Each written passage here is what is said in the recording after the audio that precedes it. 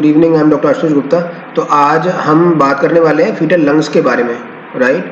तो जो लंग है वो एक बहुत ही टिपिकल सा एक स्ट्रक्चर होता है और उसका एक इंटरफेस है जो कि 3 चीज़ों से बनता है, जो कि पल्मोनरी एल्वेलाई है, एयरवे सिस्टम है और ब्लड वेसल्स है। तो एयरवे के थ्रू एयर आती है, एल्वेलाई से पास होके ब्लड में मिक्स हो जाती है, so that the oxygen reaches to the different tissues and the organs. And similarly carbon dioxide जो ब्लड में मिक्सड अप होती है, जब वो रिटर्न वापस आती है तो एल्वेलाई से निकल के, ब्लड से निकल के एल्वेलाई से होते हुए और हम उसको ब्रीद आउट कर देते हैं, राइट। तो जो फीटल लंग के जो मेल्फॉर्मेशंस होते हैं वो इतने अनकॉमन नहीं होते हैं, वो कॉमनली देखे जाते हैं।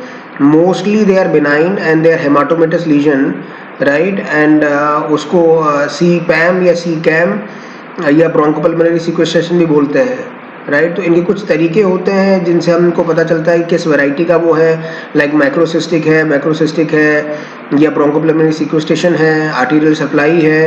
एंड उसका कुछ मेजरमेंट का तरीका होता है, वो भी मेजर करते हैं। वो जब बड़े हो जाता है, वो लीजन जब बड़ा हो जाता है या उसका कोई सिस्ट जब बड़ी हो जाती है तो वो लंग्स को प्रेस कर, हार्ट को या लंग्स को प्रेस कर सकती है, venous return to the heart को दबा सकती है, हाइड्रॉप्स हो सकता है। और हम उसको किस तरह से मैनेज करते हैं तो इसके बारे में आज एक कोई अच्छे इंपॉर्टेंट केस है वो मैं दिखा देता हूँ। This is a foetus at 16 weeks, right. So what we can identify ना कि left posterior lateral, left side में पोस्टीरियर लेटरल लीजन में जो लंग का एक लीजन है वो वाइट और इकोजेनिक है ना। तो एंड इट इज इकोजेनिक, वो सफ़ेदी लिए हुए है, वाइटिश इन कलर है। And it can be differentiated from the surrounding right lung as well as the liver. तो ये डायफ्राम दिखाई दे रहा है और अंडरलाइंग ये स्टमक है, राइट। सो ये चूंकि इसमें कोई मैक्रोसिस्ट नहीं दिखाई दे रही है तो microcystic variety of a C CAM है। इससे कुछ डिफरेंशियल डायग्नोसिस भी हो सकते हैं कि अगर ये एक्स्ट्रा पल्मोनरी होता है और आर्टीरियल सप्लाई डायरेक्ट आती है आउटर से तो ये ब्रोंकोपल्मोनरी सिक्वेस्ट्रेशन हो सकता है। मैक्रोसिस्ट अगर होती है तो macrocystic variety of C CAM हो सकता है, राइट। और then we are trying to identify कि कोई और एसोसिएटेड कोई लीजन तो नहीं है इसमें। और ये CHOAS का भी पैरामीटर हो सकता है। जब लंग की इकोजेनिसिटी सराउंडिंग लिवर से और एडजेसेंट राइट लंग से ज़्यादा हो जाती है तो वो पैथोजेनिक हो जाता है, राइट। पहला तो ये। दूसरा, इसके कुछ डिफरेंशियल डायग्नोसिस हो सकते हैं।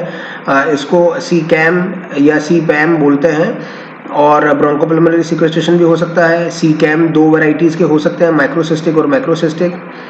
और हम ये देखने की कोशिश कर सकते हैं कि आइसोलेटेड है या कोई एसोसिएटेड मेल्फॉर्मेशन और साथ में है। यूजुअली जो ये लीजन होते हैं ये बहुत टाइटली बाउंड थोरेसिक कैविटी या चेस्ट में होते हैं। तो जब ये ग्रो करते हैं तो they can press upon the heart और मोस्ट लाइकली ये जो वीनस रिटर्न होता है, जो कि दिल को ब्लड आना होता है एक्सट्रीमिटी से, लोअर एक्सट्रीमिटी से जो ब्लड आना होता है उसको ऑब्स्ट्रक्ट कर देते हैं and therefore they can lead to hydrops, right. तो इसका कुछ पैरामीटर होता है जिससे हम इसको मेजर करते हैं। लेकिन सामान्यतः ऐसा देखा गया है कि इसका डायग्नोसिस यूजुअली 16-17 हफ्ते पे या लेवल 2 पे we can make a diagnosis of this thing. We can make a diagnosis for a microcystic to a macrocystic and a bronchopulmonary sequestration, and therefore the prognosis is simultaneously different. And but usually 26-28 हफ्ते तक ये grow करते हैं, then the growth gets plateaued और 28 हफ्ते से 32 हफ्ते के बीच में इनकी जो ग्रोथ होती है वो प्लेट्यू हो जाती है। 10% ऑफ द केसेस के अंदर what we have identified is this कि ये अपने आप रिजॉल्व भी हो जाती हैं। ये एक CHOAS का भी द्योतक या मार्कर हो सकता है जिसको कंजेनिटल हाई एयरवे ऑब्स्ट्रक्शन हम बोलते हैं। जो ट्रेकियल ट्री या ब्रोंकियल जो ट्री होता है उसमें म्यूकस प्लग एक ऑब्स्ट्रक्ट हो जाता है, जिसकी वजह से जो वाटर है वो ट्रेकियो ब्रोंकियल ट्री में पोस्ट दैट म्यूकस प्लग वो वहाँ रुक जाता है and therefore the lung becomes echogenic and expanded, right. तो हम थोड़ा सा वेट एंड वॉच कर सकते हैं ये देख लेने के लिए कि baby is able to cough out. Baby अपना पूरा ट्रेकियोब्रोंकियल ट्री से कफ आउट कर सकता है और इस म्यूकस प्लग को बाहर भी निकाल सकता है, राइट। तो इसके कुछ पैरामीटर्स होते हैं जिससे हम इसको फॉलो करते हैं, जैसे एक CVR एक रेशो होता है उससे फॉलो कर सकते हैं, हाइड्रॉप्स को हम देख सकते हैं और कुछ कुछ लेज़र द्वारा इसको फुल ग्रेड भी कर सकते हैं इस लीजन को, राइट। तो बहुत ज़्यादा इन सब लीजन्स में घबराने की ज़रूरत नहीं होती है। सामान्यतः ये 26 से 28 हफ्ते तक ग्रो करता है, उसके बाद में प्लेट्यू हो जाता है। 10% ऑफ द केसेस में व्हाट वी आइडेंटिफाइड कि वो म्यूकस प्लग होता है जो baby is able to cough out, तो वो लीजन्स अनरिकॉग्नाइजेबल हो जाते हैं और वो रिजॉल्व हो जाता है, right. And then after the baby is born, तो बेबी को कोई सामान्यतः सांस लेने में कोई तकलीफ नहीं होती when the baby is born, right. Usually left lower basal जो लंग लोब होता है उसी को इन्वॉल्व करता है, right?